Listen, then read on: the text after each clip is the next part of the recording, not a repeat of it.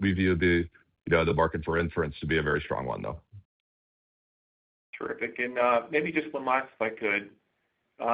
In your decision to expand phase two capacity, could you speak to what led to that decision to go from 450 to 550, and how should we think about expansion potential beyond phase two based on this revised generation equipment if you guys choose to use that for phase three?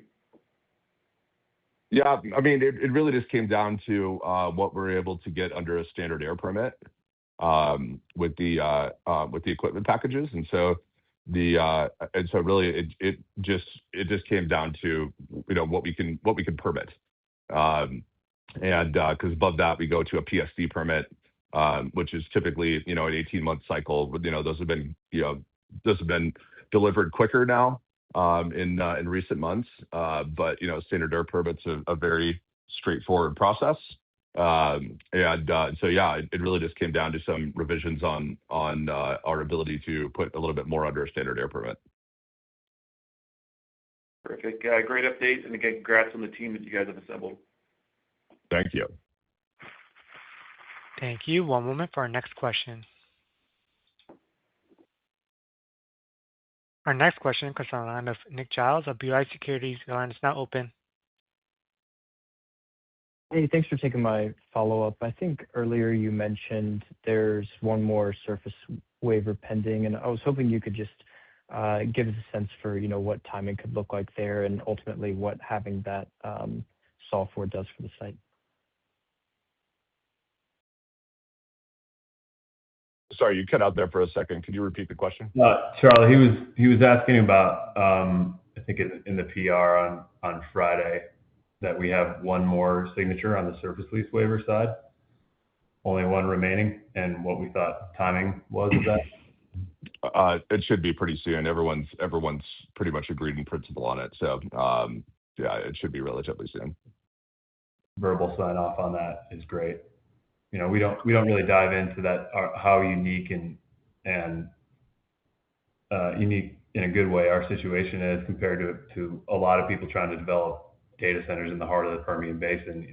You need to find a site where you don't expect to have any pads or roads drilled. You're in the right part of the section, and you need to be on top of, even if you own the land. I mean, if you're sitting on top of minerals that are that haven't been developed yet, you need to make sure that that those mineral owners are going to be able to have access to those minerals, regardless of if you own the land on top of them or not. And fortunately for us, we got two operators that have leased this acreage, and they've all but drilled up and wine racked basically all the productive formations outside of a couple more permits, I think 2 or 3. I can't remember the exact number.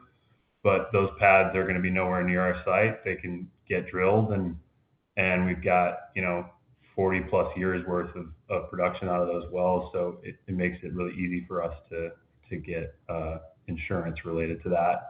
Whereas a lot of people have come into West Texas on sites that really don't have a ton of development on them yet, or they're in a part of the section where a bunch of pads and roads need to be put in for the mineral owners to get their minerals, and that has derailed a lot of projects in the heart of the Permian Basin. But we feel really fortunate with this site for many reasons, and that's one of them. So just one more signature remaining from an operator, and we're good to go. Great. No, thanks for that background, Ted. And then one more that just came to mind, if I can.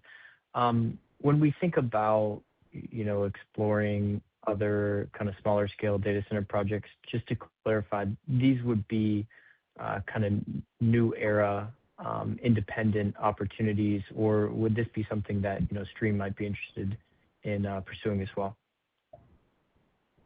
Look, we think of them as new era opportunities. Obviously Stream has been a wonderful partner here at TCDC, and to the extent that we can work together in the future where it makes sense, I mean, why not? But our team is built for everything from development all the way through execution and operations at this point in time. And so the idea being that carving our own path forward on future sites is the likely outcome. Got it. Okay. Thanks again, guys. Thank you. Again, as a reminder to ask a question, you'll need to press star 11 on your telephone. And I'm showing no further questions at this time. I'll now turn it back to Charlie Nelson for closing remarks.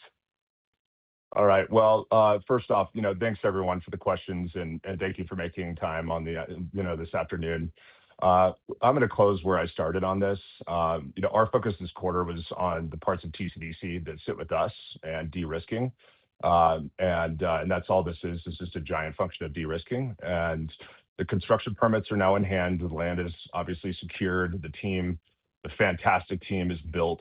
On the commercial side, we're working hard, across the end tenant negotiations, and with the Stream JV, with the phase one PPA.